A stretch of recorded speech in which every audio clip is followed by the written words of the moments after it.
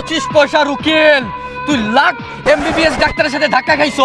এই তুই কার সাথে কথা বলতেছিস জানোস? তুই এই যে উচ্চ সুরে আমার সাথে কথা বলতেছিস, তুই জানোস আমি কি একজন উকিল? তুই এই যে উচ্চ সুরে কথা বলছিস, এটা হচ্ছে একটা অপরাধ, দণ্ডনীয় অপরাধ। তোরা চাইলে এখন আমি জেলের ভাত খাওয়াইতে পারি এখন। চুপ! তোরে 2 আঙ্গুল দিয়ে চোর দিলে তোর কিডনি ড্যামেজ হয়ে যাব। এই কান বরাবর একটা চোর মারলে বুঝছস, তুই কান দিয়ে শ্বাস নিতে পারবি না। Who are you, man? Who are you?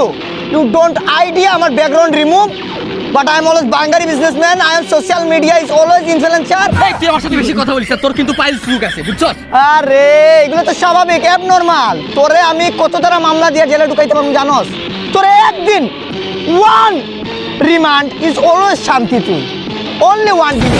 এই ডিমের কথা কইছ, ডিমের কথা কইলে আমার ছোটবেলার কথা মনে পড়ে যায়। আমি যদি পরীক্ষার আগে একটা ডিম খাই যাইতাম, আমি 100 পাইতাম। আমি 98 পাইছি, শুধু একটা ডিম খাইতে পারি নাই কইরা। আমি ডিম খাই নাই বলে আজকে আমার বুদ্ধি নাই। এই ডিমের কথা কইছ না, এখন আমার টাকা আছে কিন্তু সেই সময়টা নাই, বুঝছস? এখন প্রতিদিন আমি 4-4টা ডিম খাই। এই আমি এই ডিমের কথা বলতেছি না, আমি বলতেছি ওই যে মুখ বাইন্দা যে ডিম দে, সেই ডিমও আমি নিয়ে থাকি প্রতিদিন 2টা। Objection your honour. আজ থেকে 10 বছর আগে আমার ক্যারিয়ারে যদি আমি 3টা বা 1টা কেসও জিততে পারতাম, তাহলে তোর মতো 10 পয়সার ডাক্তারের সাথে ধাক্কা খাইতাম না, রোলস রয়েস নিয়ে তোরে পেশা যাইতাম। আমি কিন্তু চাইলে তোর গায়ে হাত তুলতে পারি, কিন্তু আমার আইন আমি কোনোদিন হাতে তুলে নিব না। আইনে এটা বলে নাই, আইনও আরো একটা আছে, টাকাটাকি করা যাবে। তোকে আমি এই জান্ডুবাম হাত নামা। তোর মতো 25 পয়সার উকিল, এই কিয়ামত থেকে কিয়ামত তুমি সালমান শাহরে এক ইনজেকশনে পাগল করে দিয়েছে। সেই ইনজেকশনটা আমার ছিল, সেম ইনজেকশন আমি তোরে দিমু, তুইও পাগল হয়ে যাবি, মে মে চে চে কে কে করবি, মানি মরি করবি। আর সাবধানের মতো তো তোর কোনো গার্লফ্রেন্ড নাই যে তুই ঠিক হবি। এই ডাক্তার ইমোশনে হাত দিয়া দিছ। আম্মু এই ডাক্তার যোগ্যতা পর্যন্ত ঠিক আছিল, পড়ালেখা মূর্খতা পর্যন্ত ঠিক আছিল, ইমোশনে আঘাত দিছ, গার্লফ্রেন্ড নামক আঘাত দিছ। মানুষের মন ভাঙা মসজিদ ভাঙার সমান। তোরে চাইলে কিন্তু আমি মারতে পারি, শুধু আমার আইনি অপরাধ।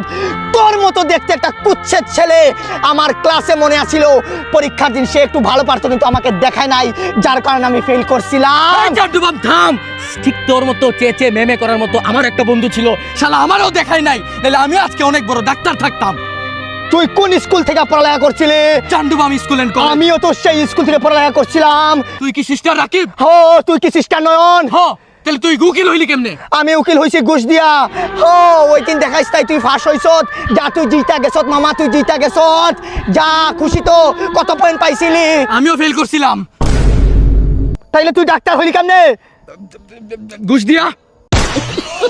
আসসালামু আলাইকুম এভরিওয়ান, আশা করি আপনারা সবাই ভালো আছেন। আমি আবারও চলে আসছি বেনি টিভি থেকে নয়ন আহমেদ। আজকে প্রশ্ন করব একজন র্যান্ডম মানুষকে, বাংলাদেশের বেকার মানুষকে নিয়ে। বাংলাদেশের 99% মানুষ বেকার, 1% মানুষ সফল। এই যে একজন র্যান্ডম মানুষকে পেয়ে গেছি, ওনাকে একটা প্রশ্ন করব। এক্সকিউজ মি ভাই। Yes, definitely. আপনাকে কিছু প্রশ্ন করতে পারি? Always, I remember this situation right now. Question, please. প্রশ্নটা হচ্ছে, এই যে বেকার মানুষ, এই যে বাংলাদেশে এত বেকার মানুষ, 99.99999% মানুষ বেকার, 1% মানুষ সফল। এই বেকার নিয়ে কিছু কথা বলবেন? Yeah, definitely. খুব সুন্দর একটি প্রশ্ন করেছেন ভাই। আর একটা জিনিস দেখতে চান যে বেকারত্ব এমন একটা জিনিস যে বাংলাদেশের বেকারত্বটা বেড়েই যাচ্ছে। বেকারত্ব থাকবে, কারণ মানুষ তো চাকরিতে লাগতে পারতেছে না বা চাকরি করতে পারতেছে না। একটা যাবজ্জীবন কারাদণ্ড আসামির থেকেও অসহায় কি জানেন? কি? একটা বেকারত্ব। দেখছেন, একটা ডিপ কথা বলছে, এটা একটা ডিপ কথা। ভাইয়া আপনার কথা আমি সন্তুষ্ট। এই যে বেকার, বলেন। আলহামদুলিল্লাহ আজকে আমি অনেক সফল। আপনি যেই ব্রিজে আছেন এই ব্রিজটা আমি দিছি। একজন সফল ব্যক্তি পারে একটা গ্রামকে শহর করতে। আরও একটি দিক বলতে চাই, আমাকে সচরাচর পাওয়া যায় না। আমি সবসময় বাইরে থাকি, ইউরোপ কান্ট্রি থেকে কালকে আসছি। আমি আসলে আমার ব্যবসা নিয়ে আমি আমার ব্যস্ত থাকি সবসময়। এই যে একটা ছেলে, এই যে বেকার। আপনি বেকার? বেকার তো স্বাভাবিক, দেখে বোঝা যায় না যে টুকাইয়ের মতো লাগতেছে। এই যে মাথার চুল নাই, চুল কাটতে পারে না, ডুলাই করে দিচ্ছে। বেকার 2 রুপি বেলেট সাসামে। কারণ কি?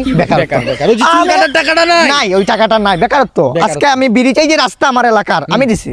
আপনি এগুলো শুনে ভাবতেছেন যে আমি ফাপড় দিয়েছি। আরে না, আজকে থেকে আমি মানে 2025 আজকে 2015 থেকে আমি প্রফিট করতে আজকে এই জায়গায় আপনাকে আমি কিনতে পারবো। যা টাকা আছে আমাকে কিনতে পারবো। আসলে আমি সোশ্যাল মিডিয়া ইনভলভ করতে চাই না, কিন্তু কথা বলতে হচ্ছে। আসলে আমাকে পাওয়া যায় না সচরাচর। আপনি ভাগ্য ভালো, আমাকে পাইছেন। যা ইউরোপ থেকে আমি আজকে সন্ধ্যাবেলা ল্যান্ড করছি আর কি। আজকের শোটা একবার ব্লক ব্লকবাস্টার হয়ে যাবো। এরকম একজন সফল ব্যক্তিকে ইন্টারভিউতে নিতে পারতেছি, এটা আমি নিজে গর্বিত।